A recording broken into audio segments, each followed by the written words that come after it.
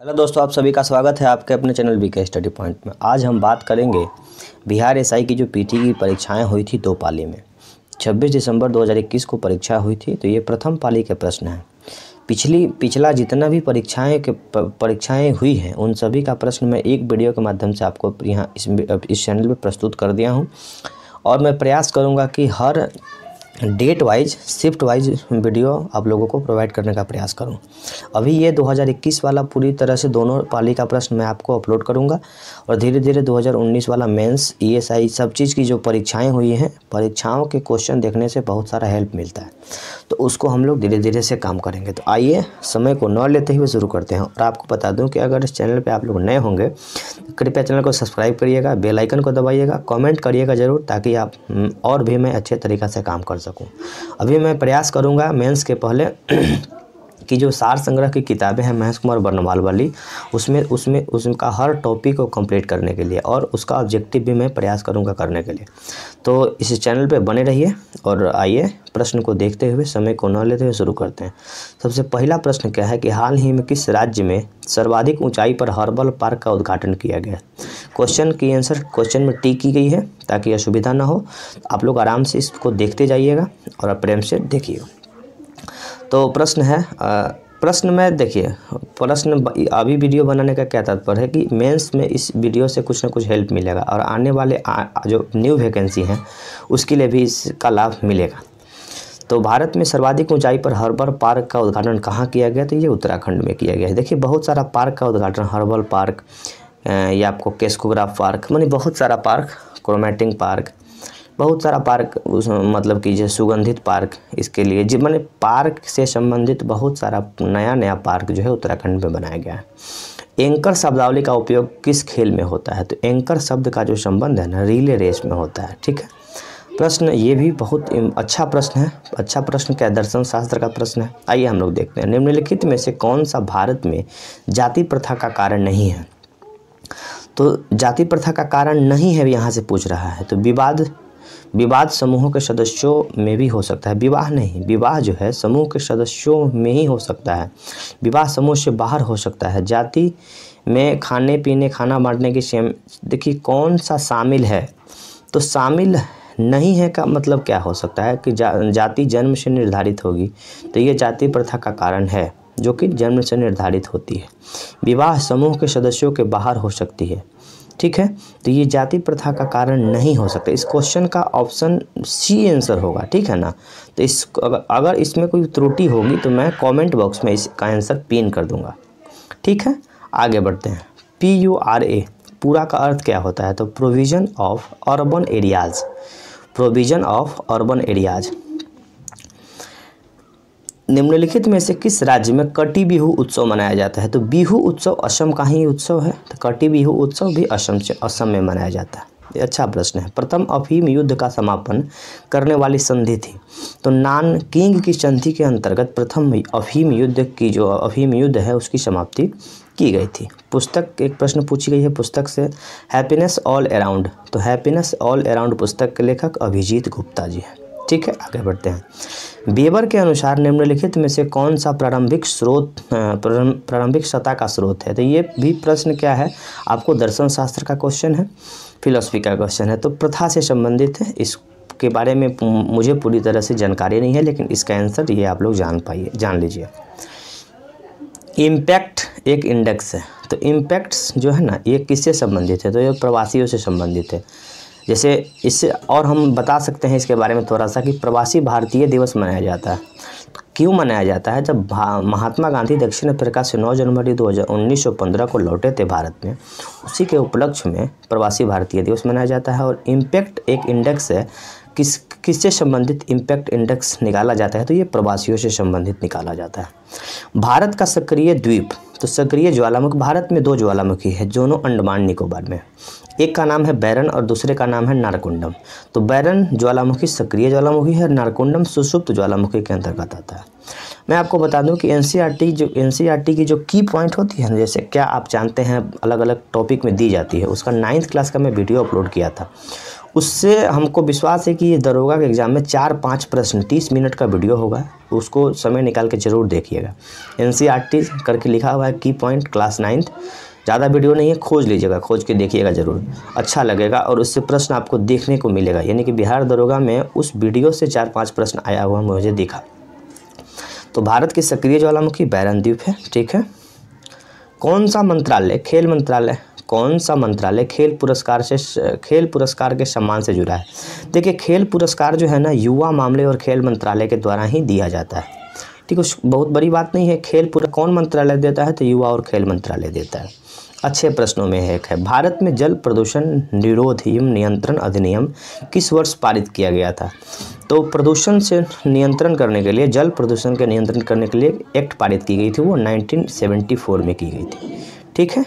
Quad, तो quad हम जानते हैं कि क्वाड्रिलेटरल इन 4 देशों का एक संगठन है, जिसमें कौन कौन सा देश है? तो भारत, जापान, USA और ऑस्ट्रेलिया, ठीक है। अच्छा प्रश्न है। सप्त क्रांति का संबंध, यानी सप्त क्रांति की अवधारणा किसने प्रतिपादित किया? तो राम मनोहर लोहिया जी के द्वारा ही सप्त क्रांति की जो अवधारणा है वो प्रतिपादित की गई थी। राम मनोहर लोहिया से संबंधित बहुत सारा योजना अपने देश में, अपने राज्य में चलाई जा रही है। जो स्वच्छ भारत मिशन के तहत जो शौचालय बनाई जा रही है, वो राम मनोहर लोहिया शौचालय योजना, स्वच्छ भारत योजना के अंतर्गत भी बनाई जा रही है। कुछ योजना है इनके नाम पे। अच्छा प्रश्न है, देख लेते हैं। जब आयोडीन घोल की कुछ बूंदें चावल पानी में मिलाया जाता है तो घोल नीला काला हो जाता है। यह इंगित करता है कि चावल पानी में स्टार्च, यानी कि देखिए स्टार्च जब होगा ना तो वो पानी का रंग थोड़ा सा नीला हो जाता है। तो स्टार्च के बारे में और हम आपको बता दें कि जो कैप्सूल बनता है ना, जो हम लोग दवा खाते हैं, कैप्सूल जो होता है वो स्टार्च का होता है। पूर्ण संख्या कौन सी है? तो ये मैथ का क्वेश्चन है, आप लोग देख लीजिएगा, ऑप्शन यहाँ पे दी हुई है। इसका मैं PDF टेलीग्राम पे डाल दूंगा, टेलीग्राम का डिस्क्रिप्शन बॉक्स में भी दे दूंगा। निम्नलिखित में से कौन सी कंपनी सन 1983 में हॉलीमून का विक्रय आरंभ कर दिया गया था? तो एली लिली जो कंपनी था, ये बहुत पुराना प्रश्न है, 1983 में इसका मतलब बिक्री बेच दिया गया था। ये प्रश्न हल्का है। भारतीय वन अनुसंधान संस्थान जो है ये देहरादून में है, ठीक है। निम्नलिखित में से किससे रामसर प्रभावित संबंधित है? तो कि रामसर साइट होता है। रामसर सम्मेलन हुआ था 2 फरवरी 1971 को आर्द्र भूमि के संरक्षण के लिए।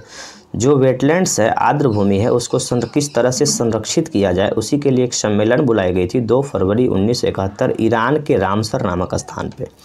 इसी के उपलक्ष्य में 2 फरवरी को आर्द्र भूमि दिवस मनाया जाता है। रामसर प्रस्ताव का संबंध आर्द्र भूमि से है। अब आपको बता दें कि देखिए, मॉन्ट्रियल प्रोटोकॉल भी एक संधि हुई थी जो ओजोन के संरक्षण से संबंधित है। क्योटो प्रोटोकॉल एक समझौता हुआ था, संधि हुआ था, जो ग्रीन हाउस गैस से संबंधित है, ठीक है। उसी तरह से अलग अलग संधि समझौता होती रहती है। चेन मेन किस स्पर्धा की खिलाड़ी है? तो ये चाइनीज खिलाड़ी है, टेबल टेनिस से संबंधित है। नाम ही चाइनीज लग रहा है देखने में। इनमें से एक आवश्यक अमीनो अम्ल है। तो ल्यूसीन जो है ना, एक आवश्यक अमीनो अम्ल है। आवश्यक अमीनो अम्ल का मतलब क्या होता है कि जो हमारे शरीर में उपलब्ध नहीं होता है वो आवश्यक होता है, और जो शरीर में नहीं होता है, जैसे मान लीजिए कि शरीर में है तो वो तो हमारे बाहर से उसका जरूरी नहीं है, अनावश्यक हुआ, और जो नहीं होता है वो आवश्यक होता है। तो ल्यूसीन जो कि आवश्यक अमीनो एसिड है। भारत में चाय का सर्वाधिक उत्पादन, यानी चाय का प्रथम उत्पादक राज्य कौन सा है? तो असम है। भारत का आकार तो विश्व में 7वां स्थान है क्षेत्रफल के आधार पर, और जनसंख्या के आधार पर देखें तो दूसरा स्थान है। ऐसी समशिष्ट पारस्परिक क्रिया जिसमें एक जाति का लाभ होता है और दूसरी जाति को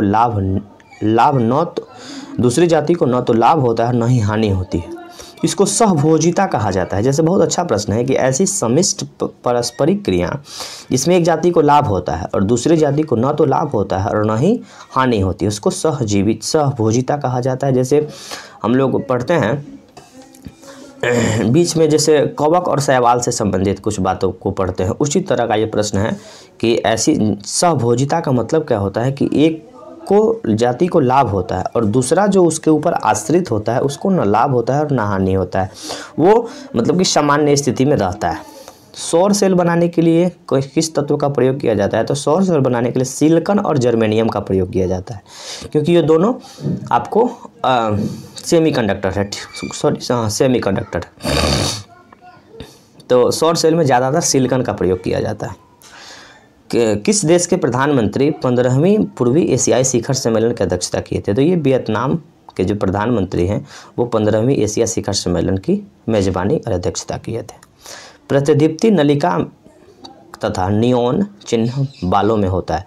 तो नियॉन चिन्ह जो है ना, प्रतिदीप्त नालिका यानी कि टेस्ट ट्यूब होता है, ट्यूब होता है, उसमें प्लाज्मा से संबंधित इंगित किया जाता है, डिनोटेट किया जाता है। निजी क्षेत्र में लघु एवं मध्यम उद्योगों के विकास हेतु औद्योगिक साख व निवेश निगम का प्रयोजन करता है। तो विश्व बैंक कमीशन, देखिए निजी क्षेत्र यानी प्राइवेट सेक्टर और लघु और मध्यम MSME वाले लोगों को पैसा उपलब्ध कराने का जो काम है वो कौन करता है? तो विश्व बैंक कमीशन के द्वारा किया जाता है। 42वां संविधान संशोधन अधिनियम में कुछ विषय राज्य सूची से समवर्ती सूची में डाल दिया गया। तो स्थानीय सरकार नहीं, सॉरी गलत है ये। इस क्वेश्चन का आंसर हो जाएगा शिक्षा और वन। इस क्वेश्चन का आंसर हो जाएगा शिक्षा और वन। ठीक है, इस क्वेश्चन को मैं टिक कर देता हूँ।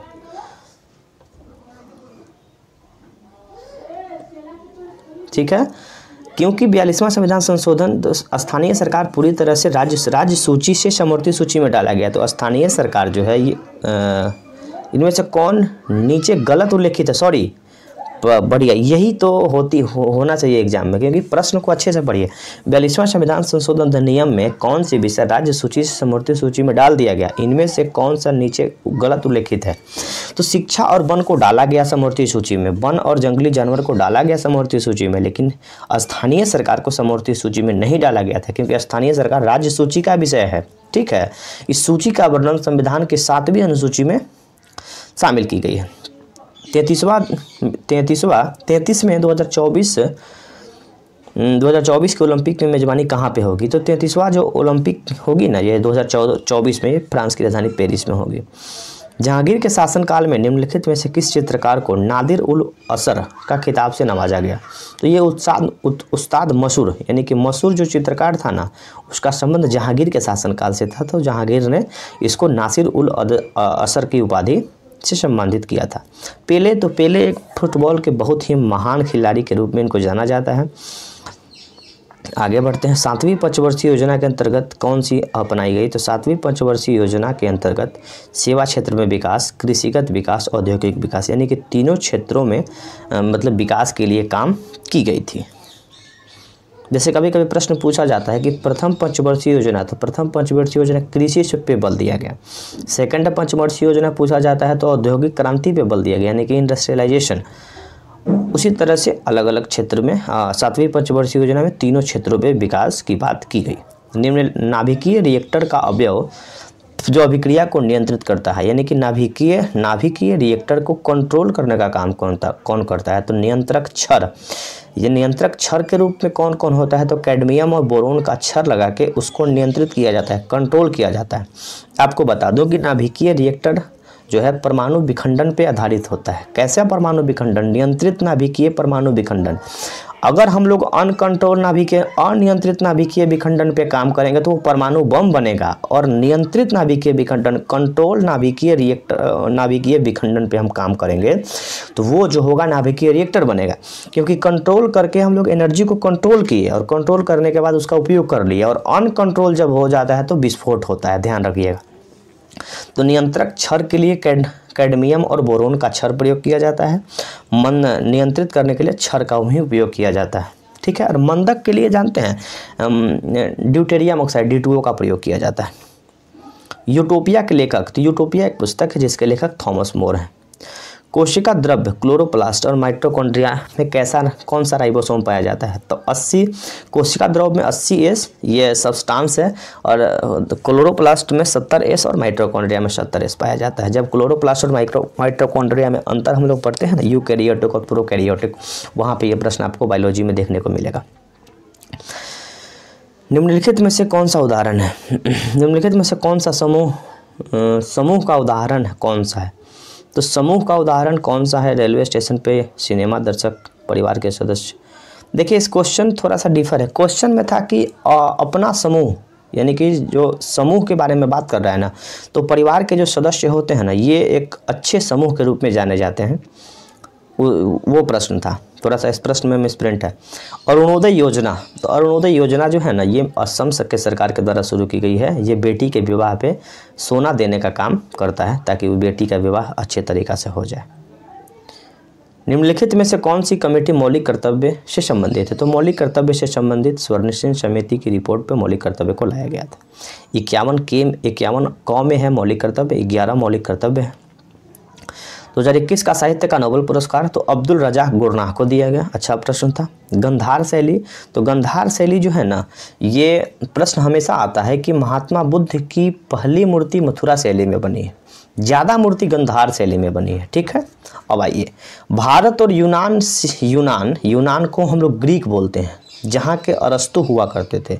ठीक है, तो भारत और ग्रीक की कला का सम्मिश्रण है गंधार शैली। गंधार शैली को विदेशी शैली कहा जाता है और मथुरा शैली को भारतीय शैली कहा जाता है।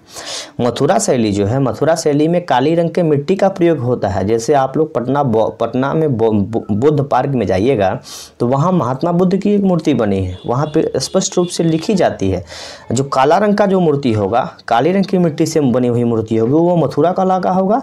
अच्छा, मथुरा किससे संबंधित है? भगवान कृष्ण से संबंधित है। और भगवान कृष्ण कैसे हैं? तो काले हैं, तो काले रंग के मिट्टी का प्रयोग करके मथुरा शैली की मूर्ति बनाई जाएगी। और पीले रंग की जो मिट्टी है, यूनान यानी कि चमकता हुआ जो दिखेगा आपको, पीला रंग का दिखेगा महात्मा बुद्ध की मूर्ति, वो सब गंधार कला से बनी हुई मूर्ति है। तो गंधार कला भारत और यूनान यानी ग्रीक से संबंधित समन्वय कला है। हर्षवर्धन की राजधानी कहाँ थी? तो हर्षवर्धन की राजधानी कनौज थी। ये अनुक्रम है, तो ये आपको अनुक्रम को पूरा करना है। तो यहाँ पे ये Z3 ये आपको N17M हो जाएगा। ठीक है, रीजनिंग का क्वेश्चन था। क्वेश्चन को मैं डाल दूंगा, देख लीजिएगा आप लोग। क्वेश्चन नंबर 44, अंतर्जातीय विवाह को प्रोत्साहित करने के लिए उड़ीसा सरकार ने निम्नलिखित में से कौन सा वेब पोर्टल लॉन्च किया है? तो उड़ीसा सरकार के द्वारा एक वेब पोर्टल लॉन्च किया गया जिसका नाम है सुमंगलम, अंतर्जातीय विवाह, यानी कि अलग अलग कास्ट में शादी करने के लिए। ठीक है, इडली को जिस प्रक्रिया के द्वारा बनाया जाता है वह स्टीमिंग है, यानी कि भाप के द्वारा इडली को पकाया जाता है। इडली साउथ इंडियन खाना है। भारत में संघीय न्यायालय की स्थापना किस अधिनियम के द्वारा की गई? तो संघीय न्यायालय का जो स्थापना है भारत सरकार अधिनियम 1935 के अंतर्गत की गई। सबसे तेज हिमीकरण यानी कि सबसे तेज बर्फ हिमीकरण जिसमें तरल नाइट्रोजन एवं कार्बन डाइऑक्साइड का उपयोग किया जाता है, यानी कि कार्बन डाइऑक्साइड और नाइट्रोजन का प्रयोग करके सबसे तेज रूप से सबसे कम समय में हिमीकरण यानी कि बर्फ जमाने की जो प्रक्रिया है इमल्सन फ्रीजिंग कहा जाता है। ठीक है, आगे बढ़िए। तेल की पतली फिल्म से परावर्तित श्वेत प्रकाश में रंग दिखाई देने का कारण, तो तेल से जो प्रकाश दिखाई देती है ना, ये व्यक्तिकरण के कारण दिखाई देती है। जैसे किसी पेपर पे तेल लगता है, तेल लगने के बाद लाइट जलाते हैं, लाइट जलाने के बाद जो प्रकाश उस पार होता है ना, वो व्यक्तिकरण के कारण दिखाई देता है। कटी जली और कच्ची सतह पर सूक्ष्मजीव पनपते हैं। कट्टी जली और कच्ची सतह पर कौन से सूक्ष्मजीव पनपते हैं? तो स्टेफाइकोलाई जो सूक्ष्मजीव है ना, कहीं कट जाता है, जल जाता है, वहाँ पे घाव जब बनने लगता है ना, तो वहाँ पे ये सूक्ष्मजीव पनपने लगते हैं। ओडोमीटर एक उपकरण है जिसके द्वारा मापा जाता है। तो ओडोमीटर से दूरी मापा जाता है। आपको बता दें, मोटरसाइकिल में 2 तरह का मीटर होता है, एक ओडोमीटर और एक स्पीडोमीटर। ओडोमीटर दूरी मापने का काम करता है और स्पीडोमीटर स्पीड मापने का काम करता है। जब हम गाड़ी का एक्सीलरेटर चढ़ाते हैं तो वो स्पीड बताता है, यानी कि स्पीडोमीटर, और जो काउंट करके बताता है कि कितना किलोमीटर आपका गाड़ी चला, वो ओडोमीटर होता है। अर्थशास्त्र को जिस अध्ययन के रूप में श्रेष्ठता परिभाषित किया गया है वह है किसी प्रकार के अपने सीमित संसाधनों को प्रबंध करने के लिए, यानी कि अर्थशास्त्र साधनों को प्रबंध यानी कि कैसे मैनेजमेंट किया जाए अपने समाज को, अपने पूरे पैसा को, समाज को किस तरह से मैनेजमेंट करने का काम है, ये अर्थशास्त्र में ही होता है। सांची का स्तूप जो कि मध्य प्रदेश में है, अशोक के द्वारा बनाया गया था। एक समाज में बैठे व्यक्ति 10 व्यक्ति उपस्थित है, सभी एक दूसरे से हाथ मिलाने के लिए। तो इसका बस एक फार्मूला है, याद रखिएगा, n × n - 1/2 यानी 45 हो जाएगा। ठीक है, ये प्रश्न मैथ्स का प्रश्न है तो आप लोग इसको बना लीजिएगा, नहीं तो इसका हम जो एग्जाम क्या बोलते हैं एक्सप्लेनेशन है टेलीग्राम पे डाल दूंगा। हाँ ये क्वेश्चन ठीक है। मैथ का वीडियो बनाने लगे तो वीडियो थोड़ा सा लंबा हो जाएगा। वर्ग संघर्ष की अवधारणा किसने दी? तो कार्ल मार्क्स की एक पुस्तक है कम्युनिस्ट मैनिफेस्टो जो फिल्म पुस्तक है कार्ल मार्क्स के द्वारा लिखी गई पुस्तक है, बहुत बार पूछी गई है। तो वर्ग संघर्ष का जो अवधारणा है कार्ल मार्क्स के द्वारा दी गई है। पुरुष के चक्का डिस्क का वजन कितना होता है? तो चक्का डिस्क का जो वजन होता है ना, डिस्कस जो है, डिस्कस थ्रो जो फेंका जाता है, जो कि ओलंपिक में खेल होती है डिस्कस थ्रो, उसमें का पुरुष का जो चक्का का वजन होता है ना फेंकने वाला, उसका 2 kg वजन होता है। एक खास श्रृंखला में निम्नलिखित में से सर्वाधिक संख्या किसकी होती है?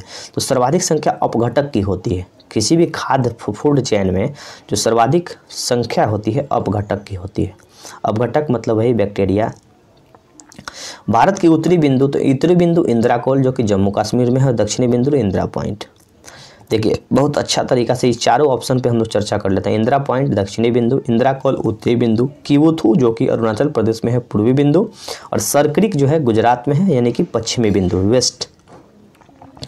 निम्नलिखित में से एक प्रोमिस लैंड पुस्तक, तो ये प्रोमिस लैंड पुस्तक बराक ओबामा की पुस्तक है। कौन सा क्षेत्र स्वयं पोर्टल लॉन्च किया है? तो स्वयं पोर्टल जो है ना ये शिक्षा से संबंधित है। शिक्षा के क्षेत्र में इसको काम करने के लिए स्वयं पोर्टल लॉन्च किया गया है। आज तक प्राप्त परमवीर चक्रों की संख्या, तो अभी तक 21 लोगों को परमवीर चक्र दिया गया है। अच्छे प्रश्नों में से एक है वाटरमैन, तो वाटरमैन राजेंद्र सिंह को कहा जाता है। वृक्ष के साथी सुंदरलाल बहुगुणा को कहा जाता है। ठीक है, अब आपको बता दें कि मेट्रोमैन श्रीधरन को कहा जाता है। Missile man APJ Abdul Kalam को कहा जाता है। रॉकेटमैन K शिवन को कहा जाता है, और मिसाइल ओमैन टेस्टी थॉमस को कहा जाता है। ठीक है। विश्व कैंसर दिवस, तो विश्व कैंसर दिवस 4 फरवरी को मनाया जाता है। कर्क रेखा कहाँ से होकर गुजरती है? तो कर्क रेखा 8 राज्यों से होकर गुजरती है। मित्र पे गमछा जार, गुजरात, झारखंड और त्रिपुरा याद रख सकते हैं। ठीक है, गुजरात, झारखंड और त्रिपुरा, यानी कि मित्र पे गमछा झार, ये ट्रिक याद रखिएगा। 8 राज्यों से गुजरती है, ये भी याद रखिएगा। दादी दाई क्लिनिक योजना, तो दादी दाई क्लिनिक योजना छत्तीसगढ़ से संबंधित है। निसार एक प्रोजेक्ट है जो कि इसरो और नासा के द्वारा मिलकर काम की जा रही है। पृथ्वी अवलोकन उपग्रह है। ठीक है। दुर्खिम के उदाहरण आधुनिक समाज में, ये प्रश्न मतलब कि बहुत ही टॉप है, हम लोगों को पता नहीं था, लेकिन इसका आंसर देख लीजिएगा क्या है। दर्शन शास्त्र के प्रश्न, ये सब सिलेबस के बाहर का प्रश्न है। जब 1942 में अखिल भारतीय कांग्रेस ने भारत छोड़ो आंदोलन तो वायसराय कौन था? यानी कि भारत छोड़ो आंदोलन के समय में भारत का वायसराय तो लॉर्ड लिथगो था, याद रखिएगा। भारत में फ्यूचर इंजीनियरिंग प्रोग्राम किसके द्वारा शुरू किया गया था? तो ये फ्यूचर इंजीनियरिंग प्रोग्राम अमेजन के द्वारा ही शुरू की गई थी। करंट सा प्रश्न है। देखिए निम्नलिखित में से नाभिकीय क्षय उत्सर्जित का क्रम, कणों का क्रम, तो यानी सबसे ज़्यादा उत्सर्जन जो होता है ना बीटा, अल्फा तब गामा। ठीक है, बीटा, अल्फा और गामा। गामा के बारे में बता दें कि सबसे ज़्यादा वेधन क्षमता गामा में होती है। सोनार का संक्षिप्त मतलब सोनार का जो फुल फॉर्म है क्या होगा? Sound navigation and ranging. Namdapha national park, तो नामदफा अरुणाचल प्रदेश में है। छोटे उपग्रहों को प्रक्षेपित करने के लिए कहाँ पे स्पेस पोर्ट विकसित किया जा रहा था? ये अच्छा प्रश्न है, करंट का प्रश्न है। तो छोटा जो उपग्रह हम लोग छोड़ेंगे उसका स्पेस पोर्ट बनाया जा रहा है, यानी कि एक बंदरगाह बनाया जा रहा है जहां से हम लोग छोटा उपग्रह छोड़ेंगे। कहाँ बन रहा है? तो ये तमिलनाडु में बन रहा है। एशियाई खेलों में बैडमिंटन को पहली बार कब शामिल किया गया था? तो बैडमिंटन को सबसे पहले शामिल किया गया था 1962 में। कुतुब मीनार के प्रवेश द्वार को कहा जाता है? तो कुतुब मीनार का जो प्रवेश द्वार है उसको अलाई दरवाज़ा कहा जाता है। अलाई दरवाज़ा का निर्माण अलाउद्दीन खिलजी के द्वारा किया गया था। दूध में उपस्थित शर्करा, तो दूध में लैक्टोज अम्ल पाया जाता है, लैक्टोज शर्करा पाया जाता है, और रेजिन के कारण दूध फट जाता है, याद रखिएगा। एलर्ज के प्रति सबसे प्रचुर मात्रा में बढ़ने वाली प्रतिरक्षा, एलर्जन के लिए IgE टर्म है, याद रखिएगा। किरचॉफ का नियम, अच्छा प्रश्न है। किरचॉफ का धारा नियम, देखिए किरचॉफ का 2 नियम है। पहला जो नियम है आवेश संरक्षण की बात करता है और दूसरा ऊर्जा संरक्षण के बारे में बात करता है। आवेश संरक्षण क्या होता है कि आवेश को न तो उत्पन्न किया जाए और न ही नष्ट किया जाए, वही आवेश संरक्षण है। ऊर्जा संरक्षण क्या है? ऊर्जा न तो उत्पन्न की जाए और न ही नष्ट किया जाए, ऊर्जा का एक रूप से दूसरे रूप में रूपांतरण किया जाए, वही ऊर्जा संरक्षण है। तो ये किरचॉफ के 2 नियम हैं। पहला नियम आवेश संरक्षण, दूसरा नियम ऊर्जा संरक्षण की बात करता है। मराठा शासक छत्रपति शिवाजी की राजधानी कहाँ थी? तो मराठा शासक छत्रपति शिवाजी की राजधानी रायगढ़ में थी। आगे क्वेश्चन देखते हैं, निम्नलिखित में से कौन सी धातु मिनी माता रोग का कारण बनती है? तो मिनी माता रोग जो है पारा के कारण होती है। ठीक है, पारा बोले तो जो पारा क्या है? पारा को शॉर्ट में Hg लिखा जाता है और इसका उपयोग कहाँ पे होता है? तो थर्मामीटर में भरा जाता है पारा। पारा द्रव के रूप में धातु है, ठीक है, याद रखिएगा। और ब्रोमीन द्रव अधातु है। फिलिप स्प्रेट नामक अंग्रेज को मेरठ संयंत्र केस में से जाना जाता है। जो फिलिप स्प्रेट एक अंग्रेज है जिसका संबंध मेरठ संयंत्र, यानी कि मेरठ संयंत्र बोले तो ये 1857 के विद्रोह के समय का काम है। ये क्वेश्चन है, इसको बना लीजिएगा। इसको हम लोग ये पूरा क्वेश्चन तो आप लोगों को मिला ही होगा, नहीं तो फिर हम डाल देंगे अपने टेलीग्राम चैनल पे। FIT मोबाइल एप्लीकेशन निम्नलिखित में से किस मंत्रालय द्वारा शुरू की गई थी? तो फिट जो एप्लीकेशन खेल कूद से संबंधित है, खेल कूद रहिए, खेलते कूदते रहिए, फिट रहिएगा, याद रखिएगा। फजल अली का संबंध राज्य पुनर्गठन आयोग से संबंधित है। राज्य के पुनर्गठन के लिए जब आंध्र प्रदेश भाषा के आधार पर सबसे पहला राज्य बना, मांग होने लगी, तो फजल अली आयोग बनाया गया था जिसका संबंध ये राज्य पुनर्गठन से संबंधित है। बहुत बार ये प्रश्न पूछा जा चुका है, पिछली बार भी पूछा गया था। अशोक चक्र सौर्य पुरस्कार 1952 से दिया जा रहा है। ठीक है, याद रखिएगा। अशोक चक्र जो सौर्य पुरस्कार है कब से शुरू किया गया था? तो 1952 से शुरू किया गया है। अच्छा प्रश्न है, निम्नलिखित में से कौन जिरकॉन, ये लिखा हुआ पूरी तरह से जिरकॉन मिसाइल है, ये लिखने में थोड़ी सी गड़बड़ हुई है। जिरकॉन हाइपरसोनिक मिसाइल का जो टेस्टिंग है पूरी तरह से कर लिया है, रसिया कर लिया है। ये अभी भी चर्चा में था, इसको पूरी तरह से बना उना के तैयार कर चुका है। जिरकॉन हाइपरसोनिक मिसाइल रसिया के द्वारा बनाया गया। भारत में केंद्रीय सतर्कता आयोग का मुख्य कार्य, सतर्कता आयोग का मुख्य कार्य कहा जाए लोक सेवकों के विरुद्ध मामलों की जांच पड़ताल करना। जो भी लोक सेवक हैं, यानी कि लोक सेवक का मतलब मंत्री, विधायक, उन लोगों की विरुद्ध जांच करना। कहीं भ्रष्टाचार के आरोपी तो नहीं है, कि इनके ऊपर क्या क्या चार्जेज है, ये सब के बारे में जाँच करना। CIC vigilance officer, vigilance commission है। उत्पादन संभाव परिधि के अंतर्गत अंदर स्थित बिंदु साध्य होता है पर कुशल नहीं। उत्पादन संभावना परिधि के अंदर स्थित बिंदु साध्य होता है पर कुशल नहीं होता है। ये थोड़ा सा अटपटा क्वेश्चन है, थोड़ा सा इसको बढ़िया से पढ़िएगा तो इसको ध्यान। उत्पादन संभावना परिधि के अंतर्गत होता है। उत्पादन संभावना यानी कि संभावना से संबंधित है, साध्य है यानी कि एलिजिबल है लेकिन कुशल नहीं है, पूरी तरह से परफेक्ट नहीं है। इस क्वेश्चन थोड़ा सा समझने में परेशानी हो रही है, लेकिन बढ़िया से पढ़िएगा, देखिएगा। ये सब प्रश्न फिर से नहीं आने वाला है, याद रखिएगा। राष्ट्रपति के अध्यादेश पारित करने की शक्ति, ये सब प्रश्न चलेबल है, ये सब प्रश्न हमेशा पूछता है और वो सब प्रश्न कभी कभी पूछ दिया जाता है। तो अनुच्छेद 123 में राष्ट्रपति अध्यादेश जारी कर सकते हैं। अध्यादेश की जो टाइम पीरियड होती है, अध्यादेश का जो जीवन काल होता है 6 माह 6 सप्ताह होता है। और 213 में राज्यपाल अध्यादेश जारी कर सकते हैं। जब संसद का सदन नहीं चलता है और तत्काल कोई नियम बनाने की ज़रूरत होती है तो अध्यादेश जारी करके वो नियम पारित कर दी जाती है। तो राष्ट्रपति अनुच्छेद 123 के अंतर्गत अध्यादेश जारी करते हैं और राज्यपाल अनुच्छेद 213 के अंतर्गत अध्यादेश जारी कर सकते हैं। आमने सामने की अंतःक्रिया के संबंध में मानव व्यवहार के अध्ययन को सूक्ष्म समाज शास्त्र, यानी कि आमने सामने हम दो आदमी बात कर रहे हैं अपने बारे में, समाज के बारे में, तो सूक्ष्म समाज शास्त्र यानी कि छोटे लेवल पे हम लोग बात कर रहे हैं। बहुत अच्छा प्रश्न है। आमने सामने की अंतःक्रिया के संबंध में मानव व्यवहार के अध्ययन को, यानी कि हम और आप, मान लीजिए कि 2 व्यक्ति हैं, जैसे 2 व्यक्ति हैं तो 2 व्यक्ति अपने बारे में बात कर रहे हैं, समाज के बारे में बात कर रहे हैं, तो सूक्ष्म लेवल पे बात कर रहे हैं ताकि हम लोगों को कुछ करना है तो सूक्ष्म लेवल पे बात करना है। ठीक है, आगे बढ़ते हैं। ये प्रश्न अच्छा है। ग्रीष्म काल में होने वाली वर्षा कहाँ पर आम्र वर्षा के नाम से जाना जाता है? तो केरल में आम्र वर्षा होती है। ठीक है। 2001 की जनसंख्या के अनुसार, देखिए ये प्रश्न भी नहीं पूछना चाहिए। 2001 की जनसंख्या 10-29 मिलियन है, ये प्रश्न पूछेगा ही नहीं। अब ये सब प्रश्न बेकार है। गंगेडचोलपुरम का निर्माण किसने किया? तो राजेंद्र प्रथम के द्वारा किया गया था। गंगेडचोलपुरम का निर्माण करता राजेंद्र प्रथम। भारत में प्रथम सौर संचालित टेक्सटाइल मिल कहाँ बनी है? तो सौर संचालित टेक्सटाइल मिल जो है ना, यह महाराष्ट्र में बनी है, यानी कि सौर ऊर्जा से संबंधित टेक्सटाइल की मिल चलेगी, जो कपड़ा बनाने वाली मशीनें हैं वो चलेगी। और पूर्वी चंदेला का संबंध किस खेल से है? तो निशानेबाजी से है।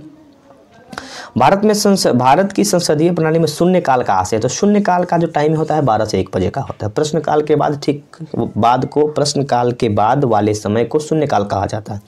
प्रश्नकाल और कार्यसूची के अगली मध्य के बीच जब समय अध्यक्ष की अनुमति के बिना खोज, देखिए ये प्रश्न है कि वह ठीक प्रश्नकाल, जब प्रश्नकाल समाप्त होता है वह ठीक समय जो प्रश्नकाल समाप्त, इसका अच्छा आंसर ऑप्शन नंबर ए ही होगा।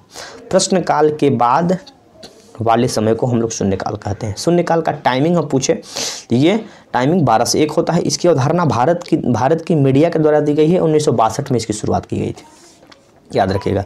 किस संस्थान ने इसरो के उपयोग से C3 C32 LH2 cryogenic propel tank बनाने की बात कर रही है? तो ये जो इसरो के द्वारा बनाने, जो हिंदुस्तान एरोनॉटिक्स लिमिटेड, जितना भी काम है ना एरोनॉटिक्स से संबंधित, वो आपका हिंदुस्तान एरोनॉटिक्स लिमिटेड ही करता है। इसका मुख्यालय बेंगलोर में है और इसरो का भी मुख्यालय बेंगलोर में है। निम्नलिखित में से किसे हिंदी साहित्य में अपने योगदान के लिए ज्ञानपीठ पुरस्कार से सम्मानित किया गया था? तो कृष्णा शोभती को ज्ञानपीठ पुरस्कार से सम्मानित किया गया था। ये 2-3 साल पहले की न्यूज़ है, लेकिन इनको ज्ञानपीठ पुरस्कार से सम्मानित किया गया था कृष्णा शोभती को। ये 100 क्वेश्चन कंप्लीट हुआ। इसमें बीच बीच में कहीं ना कहीं कुछ त्रुटि हुई होगी, तो उसके लिए मैं क्षमा चाहता हूं, और उस जो त्रुटि हुई होगी उसको मैं सुधार के कमेंट बॉक्स में डालने का प्रयास करूंगा। फिर सेकंड शिफ्ट वाले क्वेश्चन भी मैं आपके लिए डाल दूंगा, और आने सेकंड शिफ्ट का भी डाल दूंगा। और पिछले 2019 में मेंस वाले क्वेश्चन एक शिफ्ट में हो, जो मेंस वाला क्वेश्चन एक शिफ्ट में ही हुए थे। हिंदी का प्रश्न तो मेरे पास उपलब्ध हो जाएगा, तो मैं डाल दूंगा। और 2019 ESI का पेपर मेंस और PT दोनों का पेपर मैं डालूंगा। मतलब कि बिहार SI से संबंधित अभी तक जितनी परीक्षाएं हैं उसका क्वेश्चन मैं एक कंपाइल करके वीडियो में डाल चुका हूं, लेकिन अलग अलग वीडियो ऑप्शन सहित आपको देखना होगा, तो फिर मैं डालने का प्रयास करूंगा। और अभी मैं बता दूं कि सार संग्रह जो है महेश कुमार बर्नवाल वाली, उसका मैं पूरी तरह से कंप्लीट कराने का प्रयास करूंगा। रोज़ एक वीडियो, आधा घंटा 1 घंटा का 2 विषय। जैसे मान लीजिए कि मैं प्रयास कर रहा हूँ पहले बार कि मैं पॉलिटी और ज्योग्राफी शुरू कर दूँ, तो उसको मैं ख़त्म धीरे धीरे करूँगा। उसके लिए मेंस में बहुत सारा सहायता मिलेगा। धन्यवाद। फिर मिलते हैं अगली वीडियो में। ज़्यादा से ज़्यादा लोगों तक जोड़िए।